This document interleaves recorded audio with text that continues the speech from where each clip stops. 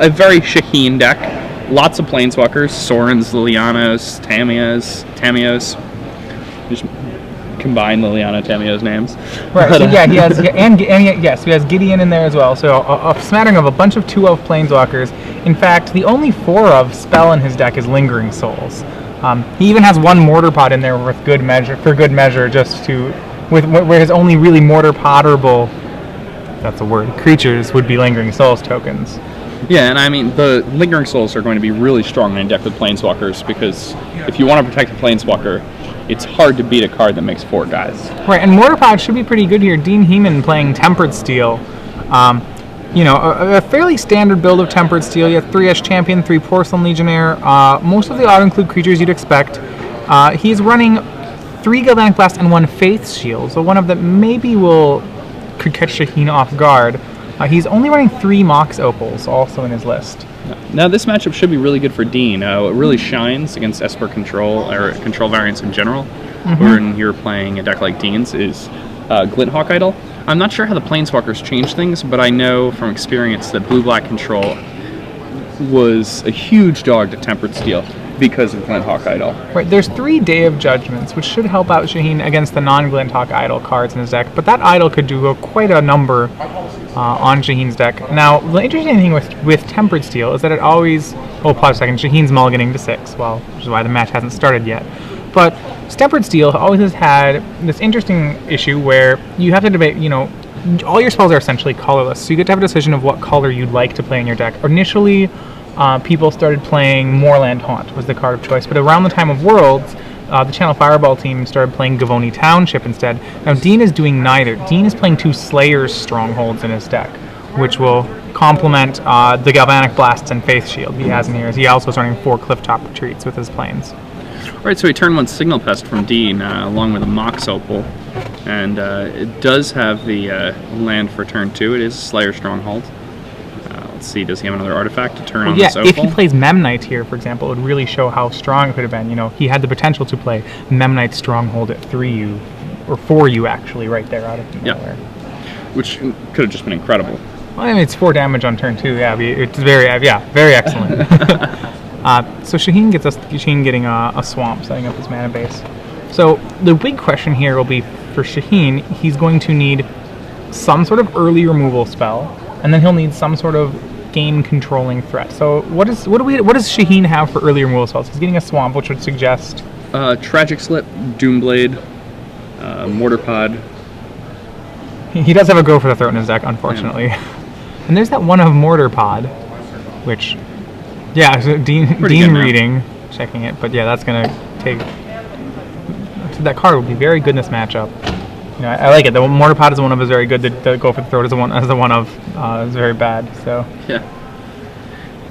I mean, luckily, there's enough library manipulation in Shaheen's deck that he could plus his Liliana and discard the. Dean with no other land. Once again, he seems to be like 1 mana short on making the Slayer Stronghold be really good.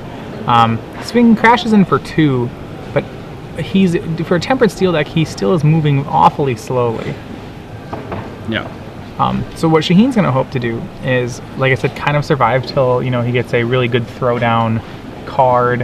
I guess he'll be looking for like a Curse of Death's Hold, a Gideon Jura. A Day of Judgment would be. He does have 3 days, 2 Terminus, so Shaheen has no shortage of sweepers, and Dean should probably, if he knew the deck list, would you should assume that Shaheen probably has a sweeper in most of his opening hands. Yeah, this is interesting. I wonder why we didn't get an attack from the Signal Pest. That is peculiar. That is probably one damage which was dropped there. So Shaheen buying time with Lingering Souls, and once again, that, like I said, Mortar Pod, the only creatures that can sack are Souls tokens, but what a very good spot for them to be. And now, remember also in this situation that Mortar Pod gives a creature +0/+1. It's kind of the overlooked half of Mortar Pod, but when your opponent's deck is based around 1/1 flyers, may end up being a relevant play here. It probably wouldn't kill a creature, but Shaheen could have those. Might be able to see a sort of play where he can force Dean to use a Slayer Stronghold and then do something in response. He can really, the +0/+1 could make things awkward. Yeah, that's one nice thing about Mortar Pod. Activation, hitting, and he's going to threaten to stronghold it if a block doesn't happen. Shaheen could either double block or take, which is probably are his only options. Yeah. The single block's pretty weak here. Single block's very weak here.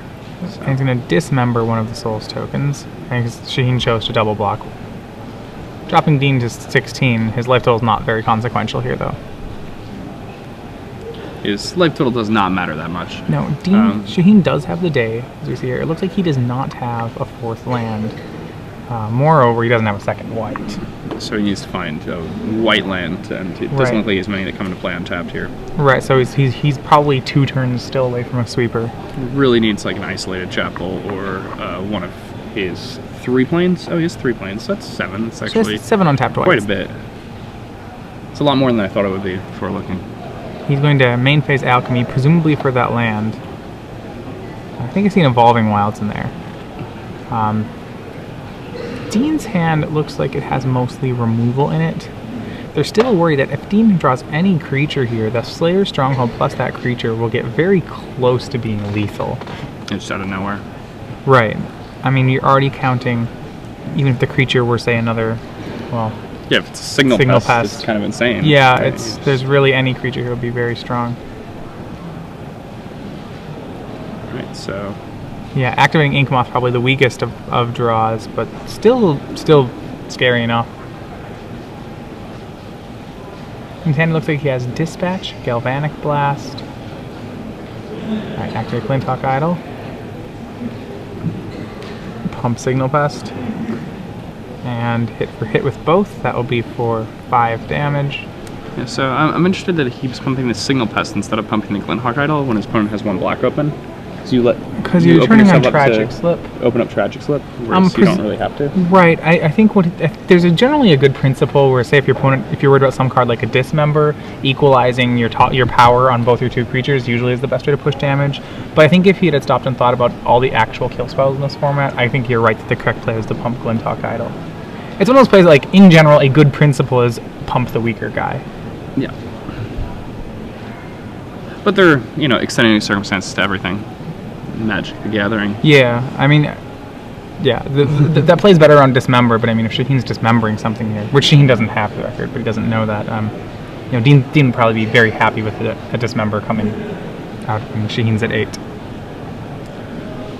And now Dean also, the Slayer Strongholds, along with the Glinthawk Idol, gives him a lot of resilience to the Day of Judgment also. So a correction here, and our apologies to Dean, it's Dean Heman, not Dean Heman, so... Apologies here, Dean. We have the name correct now on the screen. All right. And like you're saying before, that Glinthawk Idol, really a scary card. The cool part with the double block here with the Mortar Pod is even one removal spell won't save Glinthawk Idol. Well, no, never mind. My apologies. It would, but instead he's going to Faith Shield. Yeah, he could. My apologies. Yeah, he could still. A Dispatch would work. So what Shaheen doesn't know here is that with the Galvanic Blast in Heman's hand, he's actually only at 4 life. Yeah, so he could die out of nowhere. Right. To be honest, at this point, I almost wonder whether the Faith Shield play would have been better pre-combat. Just as a falter effect on one creature would essentially turn your Faith Shield into a shock. You could say Faith Shield your guy, Slayer's Stronghold your Glinthawk Idol, and then have Shaheen at 4 and a Galvanic Blast in your hand. So he's going to he Galvanic Blast Shaheen. Right. And Shaheen falling to 4 here. Right. Now he's at 4 and he's facing down a Slayer Strongholds and a Glinthawk Idol, and that's pretty rough for him. Yeah. Though I do want to point out before that I do think that Dean could have pushed the lethal in at this point this turn. It does give an out here to a card like a Gideon Jura, for example, coming. Oh well, right he actually was unable to use Slayer Stronghold and Blast and Faith Shields, right? Because he Oh no, he could have. He could have done both. Yeah, he could have done both. And then his opponent would have been at 4, and they would have had Blast in hand. And right, so he could have untapped with Blast and opponent to unreal. Yeah, unreal inevitability. And there's the man we spoke of. Like I said, he was worried that he might end up playing something like a Gideon Jura, and now he will play into a Gideon Jura. Remember, he's playing 3 Galvanic Blasts, so he's still just 1 Galvanic Blast away from killing. And and there it is. So maybe when you have both in your hand, the point is moot. You just He's like, well, I'm pretty. I guess feel he had fairly the good to second have one. this. If he's at 8, I have 2 Galvanic Blasts. That's something else that's nice about this Slayer Stronghold version is he gets to play Gal Blast. Right, Galvanic. I mean, it's definitely Having more reach aggressive. in an aggro deck is really important. A card that reads 4 damage for 1 red. This saw a lot of play in modern Tempered Steel. It was a common 4 of. I mean, that's a really great efficiency on a card. So, I think scary. Yeah, being able to fit into your standard deck is great.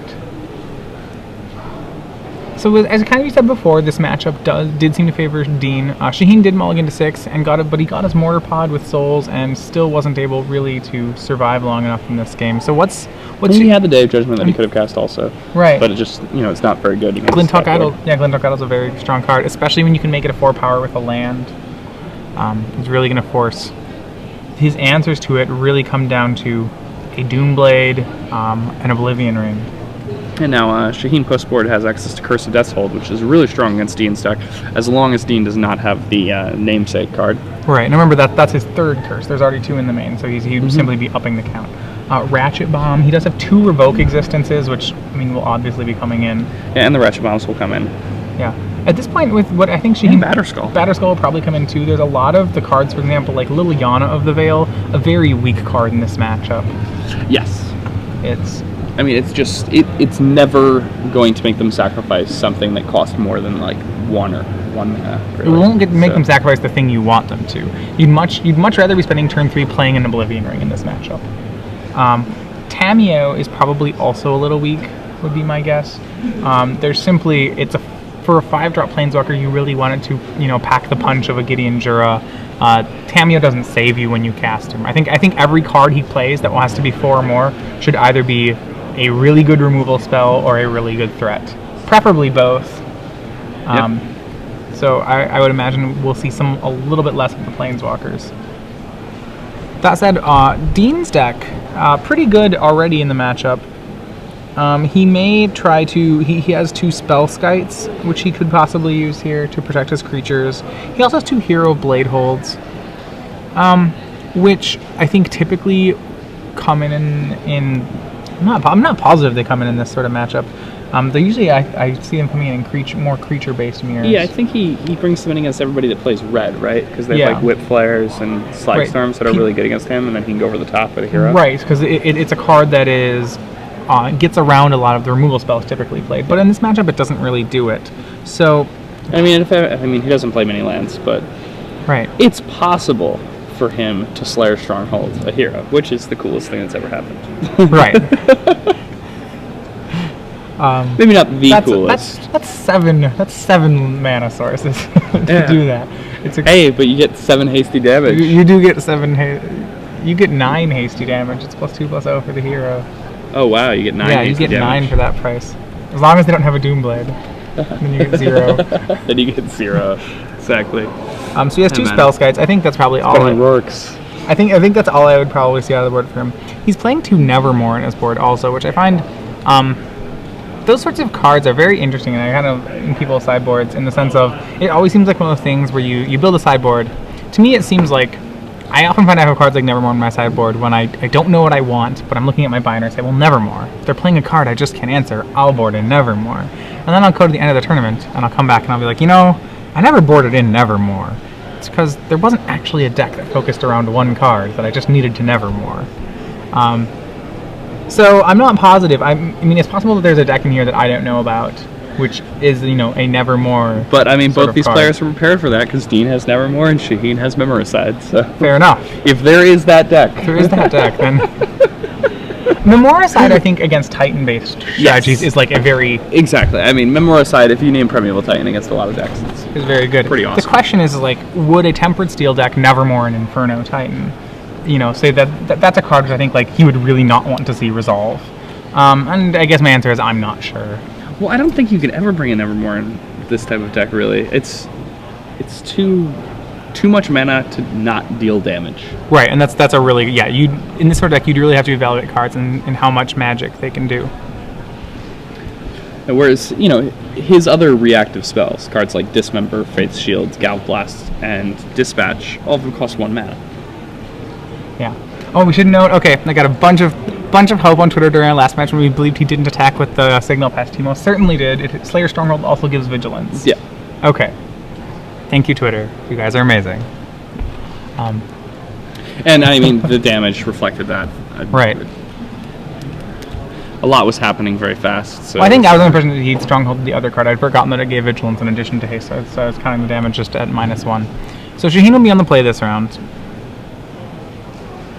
He does have a Gideon in his opener, which is an excellent, one of his best cards, and it looks like they're both keeping. So remember, even last time, Dean didn't have one of his blisteringly fast draws. His draw was a Signal Pest into a Glinthawk Idol, into turn 3 swinging for 3 damage. You know, that's not the fastest he can come out of the gates.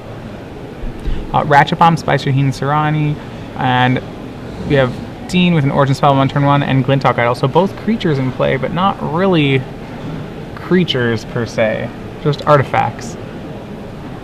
Things. Ratchet Bomb was cranked to 1. Dean will, and Shaheen main phase Think Twice's plays a Plains, presumably not having any other lands, or maybe if he just actually didn't have any need to do a kill spell, he was thinking if he drew another, it's possible that if he only has the Plains in his hand, he would combat Think Twice anyway, in case he drew a Scars land, then allowing for a turn 4 play. My guess, though, is that he's a little light on land. Dean going to go ahead make a guy with this Origin Spellbomb, which he'll use to activate Glinthawk Idol. Yeah. Glinthawk Idol triggers off artifacts entering the battlefield, not artifacts being cast, so that will work. If your artifact gets countered, Glinthawk Idol does not become a creature. However, right. If you sacrifice an Origin Spellbomb, it does. And he attacks for 2. Shaheen cranks the Ratchet Bomb up to 2, untaps. And that Ratchet Bomb is not going higher than 2. No, it's there for the Glinthawk Idol. Shaheen making Lingering Souls. Right now, Shaheen has Dean's entire board answered, which is, and with 4 lands in play, is a very good spot for him. Yes. You know, he's only 1 turn from perhaps playing something like Curse of Death's Hold. That would put Dean in a pretty bad spot. All right. Brad Nelson completing the standard part of the day at 4-0 with the deck you saw in round 1. Update from the other side. So hopefully he's packed a spicy brew for Legacy, because he's regaining his form of 2 seasons ago at the beginning of, you know, he's back on a mission and certainly starting to enter tournaments in stride. I mean, 20th place at the Pro Tour. I know. Pretty good. It's very good. And then runner-up in GP Minneapolis the next week. All right, so he'll cast Tempered Steel, use Nihil Spellbomb to activate Glinthawk Idol. A little tougher for Shaheen. He may have to, instead of using that Ratchet Bomb set on 2, he may think of cranking it to 3 at this point. Which is rough. I mean, that Glinthawk Idol is really hard for him. I think the harder thing is that he has to give up the tempo he created by just chumping with both of his Souls tokens there. And Dean is going to, without the card draw, crack and get rid of the Lingering Souls, which is fair. He didn't actually have the black mana to begin with, so. Shaheen does crank the bomb to 3. Remember, Shaheen in his opener, we had seen a Gideon Jura, but instead he's going to opt for more Lingering Souls. Yet another one. I believe he has another land in his hand, so I think we might see even... Oh, he doesn't. Okay. He does have a Doomblade in his hand. He has a Doomblade, a Day of Judgment, a Gideon Jura. Now, multiple Slayer Strongholds in play for Dean. This will, kind of fix any sort of flood issues that might happen. Right, and you have to assume that the Tempered Steel is as good as dead here. Shaheen is going to look for a way to get rid of the Glinthawk Idol, even if that means taking a lot of damage in other places. All right, now, so Dean with a few different options. And we do see... He does have a Whip Flare. Yeah, he has a Whip Flare, which is an interesting sideboard choice. I mean, he's bringing it in pretty much exactly for this situation. So I think it's really going to pay off here. It's a bold sideboarding move, which I guess, to be fair, he has a lot of cards like Dispatch to board out. So because we only saw 2 cards he could board in, I think probably his 2 Whip Flares do come in. I think it's better than a Dispatch in this matchup. But yet he's not using it, so presumably he's waiting for more value off the Whip Flare. Or maybe he just has a different play he wants to pursue. Alright, so like we said before, he's going to use this chance to try to get rid of Glinthawk Idol, but Dean's going to have none of it, using a Galvanic Blast on one of the spirits. So Glinthawk Idol eats the other spirit. Shaheen takes 1, dropping to 17. So no Slayer Stronghold activation there. Dean probably has some more plays post-combat. Yeah, I mean, if he doesn't activate Slayer Stronghold, then he activates Slayer Stronghold, then he must.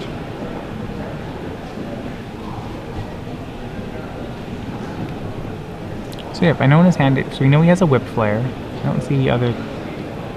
Oh, okay. Okay, they're still actually before damage. He is going to Stronghold the Mirror.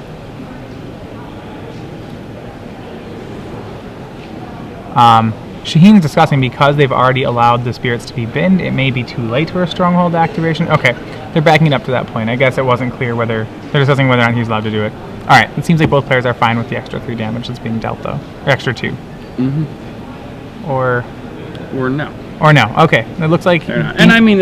It's fair. If Dean allows Shaheen to put them into the graveyard, at that point he's moved past there, so it's probably too late to do that. As an observer, I believed that damage had already been dealt. Definitely. Looks like Shaheen still does not have another land. He's going to instead make more Lingering Souls and pass the turn. Really, must be really frustrating for him. At that point, his biggest decision was whether or not to make more Lingering Souls or to Doomblade on the Glinthawk Idol. Dean having the opposite problem. This is, we're in more than we wanted, more lands than he would really prefer, and that's the Whip Flare we saw. Yeah. Going to push, activate Glinthawk Idol, use, push in 5. Straight Stronghold, push in 5 damage, dropping Shaheen to 12. Shaheen really could use another land to stay in this. He drew his Mortar Pod. Not the worst draw step, but... Well, it actually does, and he's going to use it right away on the Mirror token, because and there we go. To be fair, he's probably doing that to get around Faith Shield while Dean's tapped out, because he tried to Doomblade it, realizing though it's not actually a creature yet, so he can't Doomblade it. Yeah, and a little strange, because now Dean, the jig is up. Jig is up, he knows that he has a Doomblade. He can play another, cast another Tempered Steel. At this point, yeah, Dean's not going to play into it. Alchemy from Shaheen gets him a Sorin, a land and some non-lands. He'll go for the land. It's his second black source. Now he has double black, double blue, quad white, so he should be able to cast most all of his spells. Signal Pest. Activating Glinthawk Idol. Yep. At this point, he kind of got it. He has to. He's inviting the Doomblade. Going to attacks. Depending on which one Shaheen wants to kill, he'll probably, he can Doomblade the Idol anyway, because the Signal Pest can be answered by Mortar Pod. Well, not actually, because it's Tempered Steel in play, but it can be answered by plenty more cards in his hand. And now that Signal Pest getting in for 4. Pretty impressive Signal Pest there. Right. Really, the Tempered Steel, like the namesake card of the deck, is easily the best card in the deck. Oh yeah. See, Slayer Stronghold's really good against. Well, the control decks. The just Vigilance. Everything haste. Haste turns everything into a burn spell, and the Vigilance here actually. Remember that Shaheen's best tap out card is Gideon Jura here, and the fact that his creature's not tapped is actually pretty relevant. Yeah. So Gideon will taunt everything toward him. And hit him in for 4. Gideon will be unable to answer Signal Pest on his own. Is that a Clifftop Retreat, or is that another Slayer Stronghold? That's a Clifftop Retreat. He just has the 1 Stronghold. Yes. You can tell from the red to white, the yeah. red to white fading on the card. So Shaheen has one of his, like we said, his goals are to resolve these good tap out threats. He has one resolved, but yet still isn't completely in this. He has a Revoke in his hand and a Day of Judgment, good sorcery answers. He did keep in the Tamiyo. Alright, so Tamiyo and Gideon in conjunction can kill anything, just as we saw there.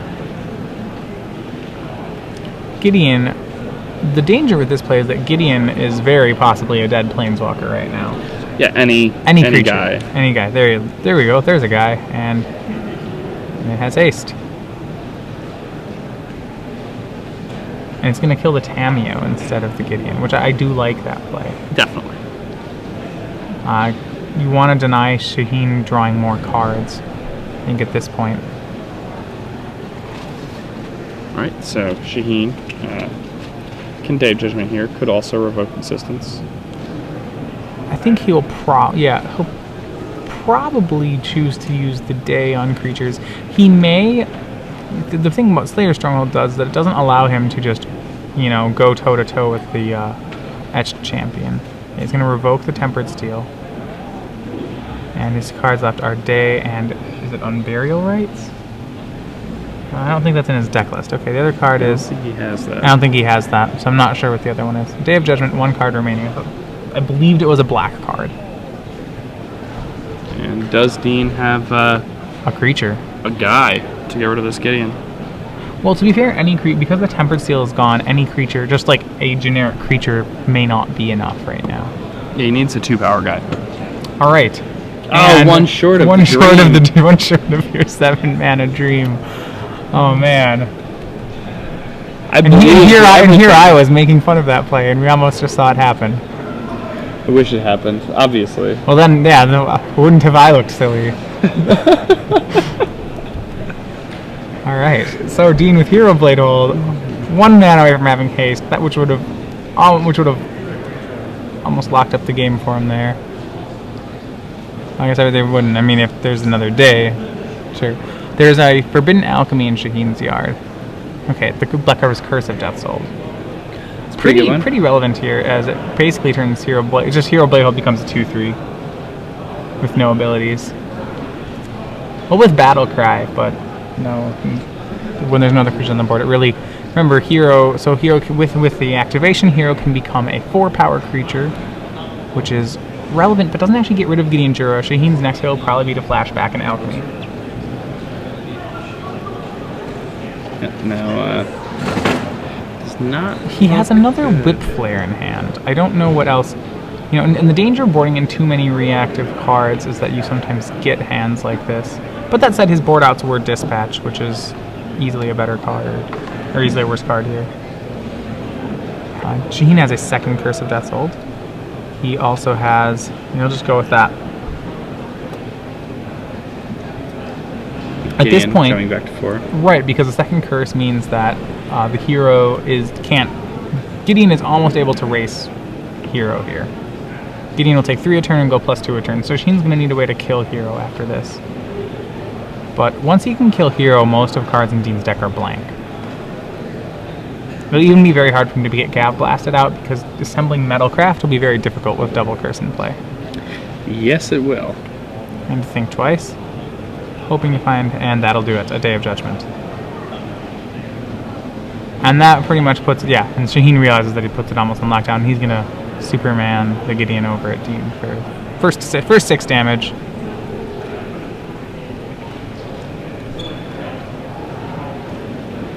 Alright, so I'm not sure, I don't think there are too many draws to get Dean back into this. He presumably has another Hero Blade Hold in his deck. He's going to cast Nevermore, which was boarded in. Oh, it doesn't. It looks like Dean sideboarded in a lot of cards, man. Well, it looks like he boarded in Nevermores and Heroes. I'm presuming he boarded out the and Whip Dispatch. Flares. And Whip Flares. So he probably boarded out all the Dispatches. Which seems right. And maybe some number of Memnites. Memnite's often a card that you side out in this deck. It's part of your most explosive draws, but when decks become more hateful toward you, oftentimes it ends up, getting lumped in with other creatures that are all going to get Day of Judgmented anyway, and then you feel like you're just down a card. It's not a very robust threat. I mean, it costs 0. I'm not sure what Nevermore is naming here. Perhaps to be honest, Consecrated Sphinx, or... To be honest, I would have had it named Forbidden Alchemy, but... So now has a Shaheen with a Terminus in play. Yeah, the danger of Nevermore, I guess, I don't want to harp too hard, but I find it's one of those cards that is dangerous to board in. It really not pulling its own weight here, especially Nevermore is on Sun Titan. And the dispatches are kept in. So he's dispatching to tap Gideon. It seems like he's made his deck, whatever he's boarded out, he's made his deck more threat light, which is a little dangerous.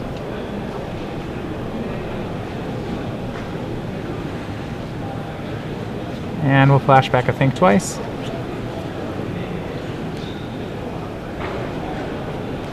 And it looks almost certainly like we'll be going toward a game 3. Yeah, and Shaheen now. Multiple planeswalkers in play. Is Dean all but dead?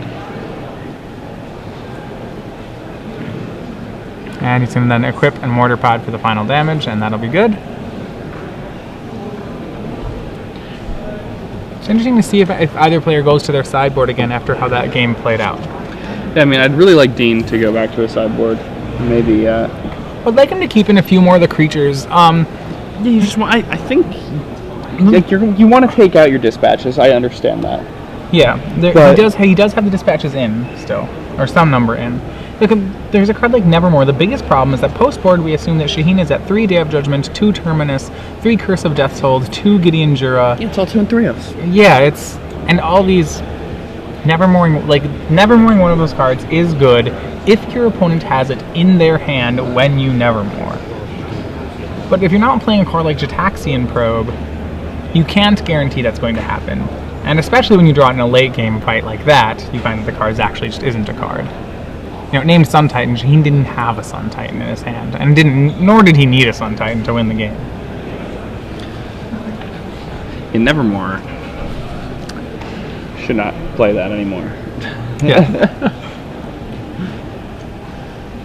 Nevermore, a card that I expected to see more play in the Baltimore area. Yeah. It's not. Okay.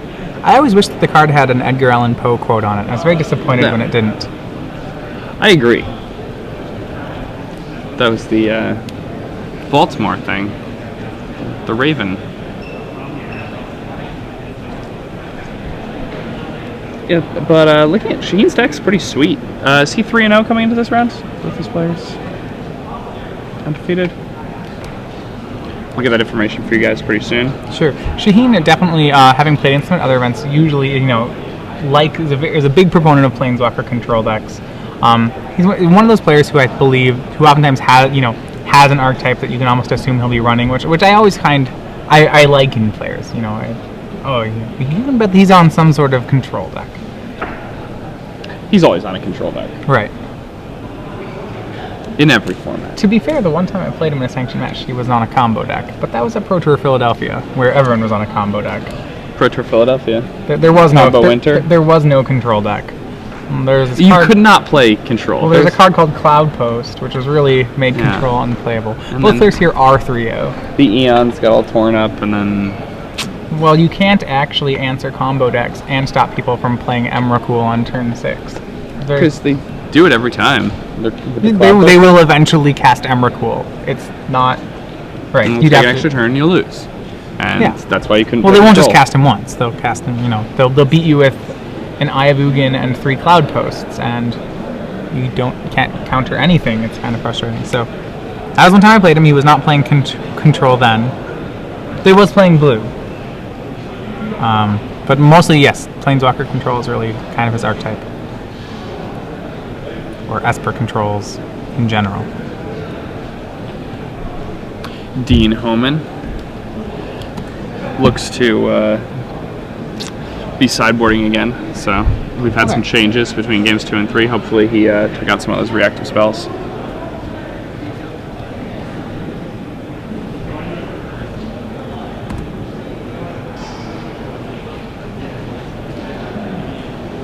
Now, trying to decide what these people are going to be playing in Legacy. What do you think Shaheen's going to be on?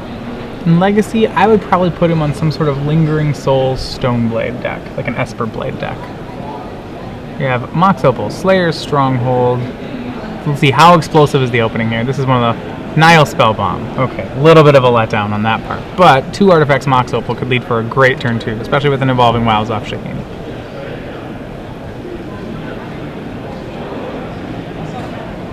Alright, second land is Plains.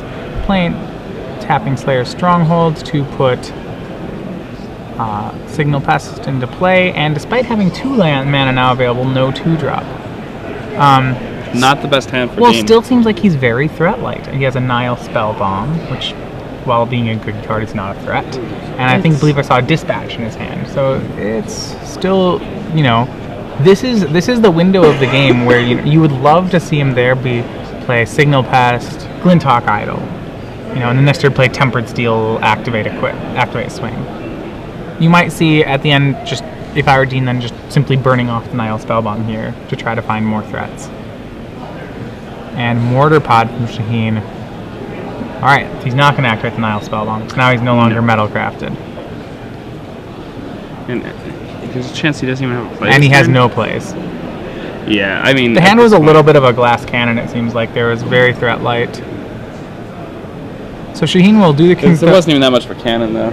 No, it was a glass pistol. shirt cannon. A glass pistol. Memnite comes into play. Memnite, Tempered Steel. Alright. And Shaheen making land drops. So a little bit more pressure now from Dean. Mortar Pod really becoming not much of a card anymore. Or at least not until he can answer the Tempered Steel. But presumably Shaheen has a fistful of cards which can do, you know, his deck is designed to answer creatures and threats. And being at 20 life, untapping on turn 4 on the draw, he's got to be pretty happy with how this game has started. Yeah, and I mean, his opponent just has a 3/3 in play. Right. Which, granted, he got it at the good discount of 0. Start of the next round, we will be turning. Yeah, but I mean, he had to spend the other card to make it 3/3. Right. Filled up. Please make sure to And stop 3 by mana. the invitational stage. Okay, Drowned Catacombs into play. Shaheen now with blue online, and he's just going to buy some time. Soren's going to start making some chump blockers. So his life total will go up from 20 instead of down, possibly. Dean draws. Can he find anything? Shaheen has a Curse of Death's Hold in hand, an island. I don't see any more cards. I believe he... So as long as Shaheen has... I think the card he'd really like to see in his hand right now would be like a Forbidden Alchemy. That would probably almost ensure that he'll continue to make land drops and cast bigger and bigger things. So Dean's going to dispatch the Vampire token and knock Soren down to 1. Good, but not great in the sense that Soren's still going to do what he's going to do, which is essentially fog. I really think the Nile Spellbomb should go as soon as possible here. Gideon's now 2 Planeswalkers. Gideon on 4. 2 Planeswalkers on Shaheen's board. No creatures on Dean's. I think we're going to see Shaheen move. Shaheen looks to be securing his 4-0 here, and after a top 8 of the last Invitational, right, playing basically the same deck. Right. Pretty awesome, because nobody else is doing well with this. No, I mean, this deck typically has a rough Delver matchup, so I think it's bold of him to bring it into a Delver field, but, you know, it's his weapon of choice, so he probably, even if he might know that against Shaheen's a very adept Walker's Control player, and maybe against a very adept Delver player, Shaheen will be a slight underdog, but he has to assume that even in a field as strong as this, there will be players who are not as good enough with their Delver decks, and Shaheen probably feels like a favorite against all of them. And rightfully so. Yeah. Alright, getting aggressive pretty early on. So Gideon and the token are going to swing in, and Soren will just continue to make more vampires. So Dean does not have a second dispatch for the Gideon. And down will come Curse of Death's Hold, which is going to... Ray of Revelation. We get Ray of Revelation. Interesting. There is a 1 of Ray of Revelation in this board, and a second Tempered Steel comes down for Dean. So out of his board, we saw Dean go in with Nevermore, Ray of Revelation, Nile Spellbomb, Whip Flare. Still not our boarding strategy of choice. Certainly not. Well, he just doesn't have enough creatures. He has to become the creature deck. If he wants to go toe-to-toe with spells, he's going to find that even when he boards in spells, his spells are nowhere near as powerful as the control deck spells. You can't come close to a Gideon. Well, that's the kind of whole memo on Shaheen's deck, is that he's playing the most powerful spells. And a concession comes from Dean. Shaheen once still had all these kill spells. Alright, Shaheen Soorani moves to 4-0, going into the legacy portion of the Star City Invitational. Dean Heman playing Tempered Steel drops to 3-1. Still both of them definitely live. Remember, it's top 96 players go to day 2. We'll expect that would make pretty much any player with a record of 5-3 or better is guaranteed. I imagine the cut will be very close with the number we have here.